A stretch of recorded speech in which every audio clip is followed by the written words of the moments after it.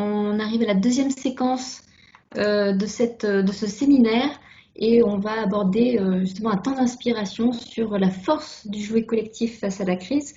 Alors, vous l'avez compris, hein, ce séminaire a pour thème le plan de relance et accompagnement, mais avec un fil rouge qu'on va voir tout au long de cet après-midi qui est ce fameux jouet collectif dont on parle, c'est-à-dire la capacité à se mobiliser collectivement pour faire face, bien sûr, à la crise, mais aussi pour construire des projets pour qu'ils soient plus forts et plus ancrés. Alors, pour illustrer la force de ce jouet collectif, on vous propose 2 temps. Le premier, ce sont des retours d'expérience et on a la chance d'avoir 3 témoins avec nous, avec Damien Baldin, qui est directeur général de La France s'engage, de la Fondation La France s'engage, Valérie Adair, administratrice de Syntec Conseil, et puis Florence Gilbert, qui est directrice générale de WeMove. Donc, nos 3 témoins, investisseurs sociétals, accompagnateurs et projets, vont nous dire comment ils ont vécu ou comment ils vivent peut-être même la crise, comment ils se sont adaptés dans le contexte actuel et puis surtout la place de jouet collectif. Et puis le deuxième temps, on va revenir sur la co-construction du fonds I et là pareil, on aura différents témoignages. Alors je me retourne vers vous Damien. La fondation La France s'engage, c'est par essence, par son ADN, c'est vraiment un projet collectif. Est-ce que la crise a été un accélérateur de ce jouet collectif? Comment finalement la Fondation s'est adaptée pour soutenir les projets? Bonjour, bonjour Elodie, merci. Vous m'entendez bien? Très bien. Bon, bonjour à toutes et tous. Et puis également, bonne année à tous et à toutes. Vous l'avez dit Elodie, l'ADN de La France s'engage dès 2014, c'est justement de créer un collectif au service de l'innovation sociale, un collectif qui réunit de grandes entreprises, hein, dont certaines, je crois, sont là aujourd'hui, Total, BNP Paribas, La Poste, Andros, des partenaires institutionnels comme la Caisse des dépôts, l'État, évidemment, et puis le monde de la société civile et les associations. Et tout ça pourquoi? Créer un collectif pour permettre à des initiatives citoyennes qui portent une innovation sociale, qui ont un impact sur un territoire, de pouvoir se déployer, de pouvoir se développer, passer à l'échelle et s'aimer. C'est le fameux développement dont parlait Adrien. Donc la France s'engage, c'est en soi un collectif qui assure un soutien financier. Vous le savez, plus de 170 structures de l'économie sociale et solidaire ont été soutenues financièrement par la France s'engage. Mais il y a évidemment une deuxième brique dans l'histoire de la France s'engage, et c'est une deuxième brique collective plutôt, qui est justement que au-delà du soutien financier, eh bien, il faut pour que ces objectifs réussissent qu'il y ait un accompagnement. Et cet accompagnement, la France s'engage l'a conçu dès l'origine comme un accompagnement collectif, puisque pendant 3 ans, la Fondation va piloter un accompagnement individualisé par chaque lauréat, mais avec une équipe aujourd'hui de près de vingtaine d'entreprises qui vont mettre leurs compétences, leur savoir-faire, au service de la réussite de ces lauréats.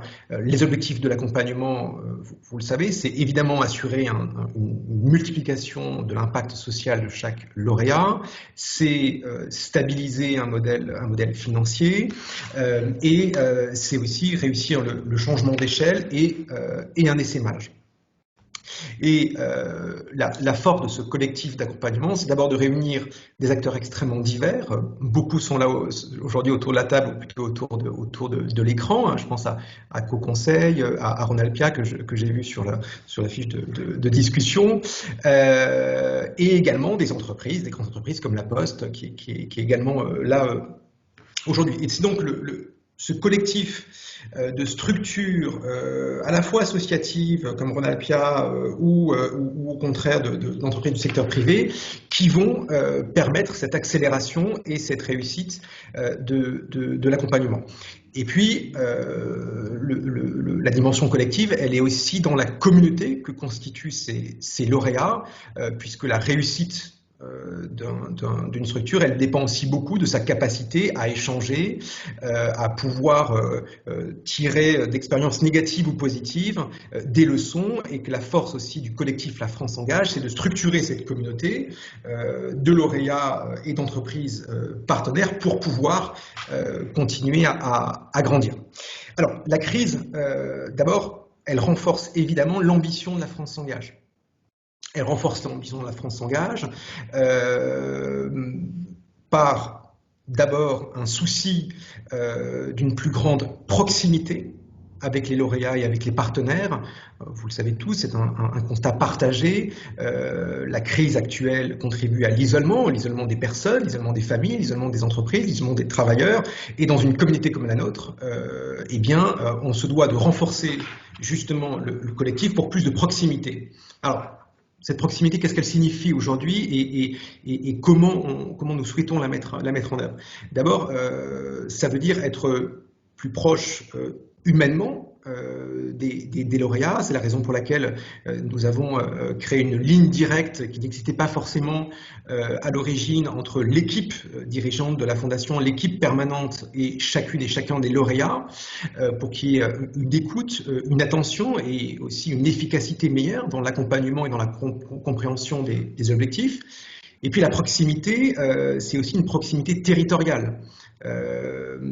L'ambition que nous avons retirée de cette crise, c'est aussi que la Fondation La France Engage soit elle-même assure un changement d'échelle, qu'elle soit présente de manière beaucoup plus fine sur les territoires pour assurer cette proximité à la fois avec chacune et chacun des partenaires qui n'ont pas que leur siège à Paris, mais qui sont aussi implantés dans ces territoires, que ce soit des accompagnateurs ou des entreprises fondatrices. Et puis aussi parce que être plus présent sur ces territoires, c'est évidemment assurer d'abord une meilleure détection, une meilleure sélection des projets, et puis c'est aussi assurer l'essaimage des lauréats. Dès lors que vous avez une connaissance plus fine d'un territoire et d'un réseau d'implantation, évidemment, plus facilement, vous allez pouvoir assurer le déploiement de vos lauréats de Bourgogne-Franche-Comté, en Bretagne et dans toutes les régions où vous serez présent. Et donc, une des leçons et une des conséquences, ça va être justement la mise en œuvre de collectifs, La France s'engage, qui vont réunir ce qu'est La France s'engage, à savoir des entreprises partenaires dans les territoires, des lauréats actuellement accompagnés, et puis d'anciens lauréats, et puis les collectivités territoriales. Si Adrien vous parlez de Lyon, moi je vous parle de Strasbourg, puisqu'aujourd'hui justement je suis dans un local d'un tout nouveau lauréat, Active Action, qui porte une solution innovante dans l'accompagnement de la recherche d'emploi. Et c'est de manière très symbolique justement cette proximité et cette maille fine que nous devons retrouver avec aussi évidemment l'appui de la Banque des territoires, partenaire institutionnel de la Fondation. Et puis, qui dit aussi proximité, dit aussi visibilité. C'était aussi un des enjeux toujours en lien avec l'isolement. Ça, nous l'avons fait dès l'année 2020. La nécessité aussi de montrer ce que chacune et chacun fait, de valoriser les actions. C'est tout aussi important pour les bénéficiaires que pour les structures et pour les entreprises partenaires. C'est la raison pour laquelle, lors du deuxième semestre, la France s'engage à mener une campagne de vidéos, de captation, pour pouvoir valoriser eh bien, le travail de chacune et chacun durant cette crise. Et puis il y a évidemment la dimension de digitalisation qui est commune à nous toutes évidemment, et qui a comme bénéfice, il ne faut jamais l'oublier, on l'a vu aujourd'hui avec Active Action à Strasbourg, la digitalisation, elle permet justement d'assurer une discussion et des mises en relation que la lourdeur très souvent du présentiel, les déplacements, les voyages, eh bien, facilite. Et donc, nous avons créé un outil digital qui est une plateforme nouvelle dans laquelle tous les alumni, tous les anciens de la France Engage vont pouvoir échanger autour de thématiques ou comme autour de leurs enjeux et de leur situation. Donc, la mise en place d'un outil numérique pour structurer la communauté des alumni. Voilà un petit peu tous les chantiers de la France s'engage et qui sont évidemment liés avec cette responsabilité, en fait, tout simplement, qui est renforcée par la crise. Il nous revient d'être les plus responsables et de continuer à nous engager plus encore. Merci Damien, c'est très clair.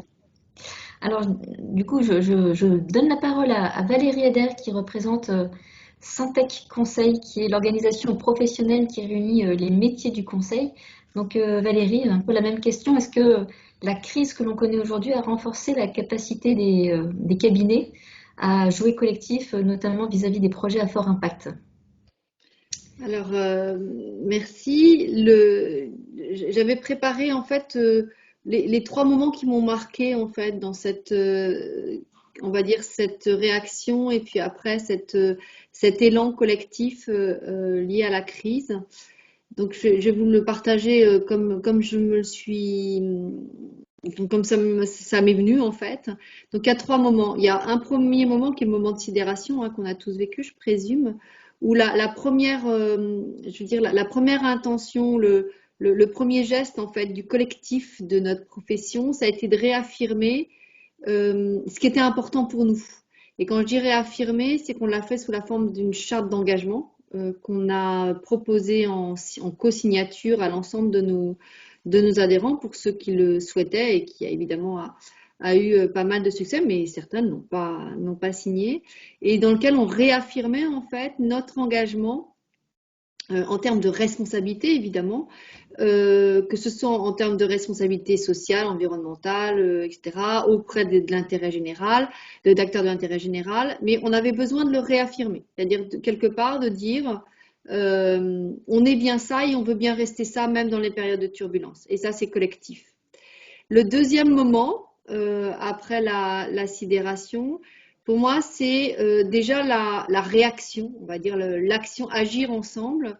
Et là, alors là, je prends simplement un exemple puisqu'il y en a eu des foultitudes, mais à titre personnel et grâce à cette dynamique collective, je me suis retrouvée avec d'autres cabinets, que ce soit de conseil, via des fondations de cabinets de conseil, peu importe, tout un collectif de consultants où il y avait à la fois du mécénat, du bénévolat, il y avait un petit peu de tout, mais on a été plus d'une cinquantaine à un moment à aider une initiative qu'avait lancé le gouvernement, en tout cas qu'avait développé le gouvernement à ce moment-là pendant le premier confinement, qui était autour de la réserve civique, avec un élan assez fabuleux en fait, impressionnant, voilà, qui était simplement on agit tout de suite et sur un collectif sans se poser la question. C'est vraiment un ensemble d'acteurs qui se sont mis ensemble pour accompagner. Et puis la troisième phase, pour moi, c'est bien la suite, le futur, c'est de positionner les engagements aussi dans la perspective de maintenant et de l'après. Je ne sais pas l'après quoi d'ailleurs, on est bien d'accord, pour l'instant, c'est en tout cas dans le futur. Et là, je vais témoigner en tant que présidente de la commission développement durable et RSE de Syntec Conseil, où là encore, le collectif, en fait, s'est réveillé. Je m'explique, cette commission préexistait et avançait pour faire monter en puissance les différentes structures sur l'engagement possible, sur tout le champ du possible, les bonnes pratiques, etc. Et je pense que la crise a permis de faire comprendre à ce collectif, et donc que ce collectif l'affirme, puisque je sors d'une réunion ce matin où ça a été réaffirmé comme axe stratégique, c'est que les cabinets de conseil doivent avoir un impact et un engagement pour une économie positive. Ça veut dire quoi? C'est-à-dire qu'on peut avoir un impact et on doit avoir un impact auprès des acteurs d'intérêt général à titre, on va dire, individuel ou collectif, mais on doit aussi aider par le métier qu'on fait nos clients à en avoir un. On ne se contente pas d'agir pour nous, collectivement, mais bien d'agir collectivement avec nos clients. Et donc de grandir ce collectif, de le sublimer, on va dire ça comme ça. Voilà, c'est les trois moments, les trois points clés pour moi de la mobilisation collective face à ce contexte. Merci Valérie. Alors, après la vision, le témoignage d'un investisseur et d'un accompagnateur, quelle est celle du projet pour lesquels d'ailleurs investisseurs et accompagnateurs se mobilisent? Florence, vous êtes directrice générale de WeMove. Comment la crise vous a fait réagir? Comment vous êtes adaptée? Et quel est le rôle du collectif dans tout ça? Bonjour à tous. Oui, effectivement, cette crise, elle a été, pour tout le monde, ultra perturbante, mais peut-être encore plus pour une structure comme WeMove qui a comme vocation à la base de permettre à tous de se déplacer en polluant moins. Donc l'objectif c'était d'utiliser un maximum pour nos bénéficiaires les transports en commun, de les amener vers de la mobilité active. Et là d'un seul coup on se retrouve à avoir plutôt une vision de télétravail ou en tout cas de baisse de déplacement.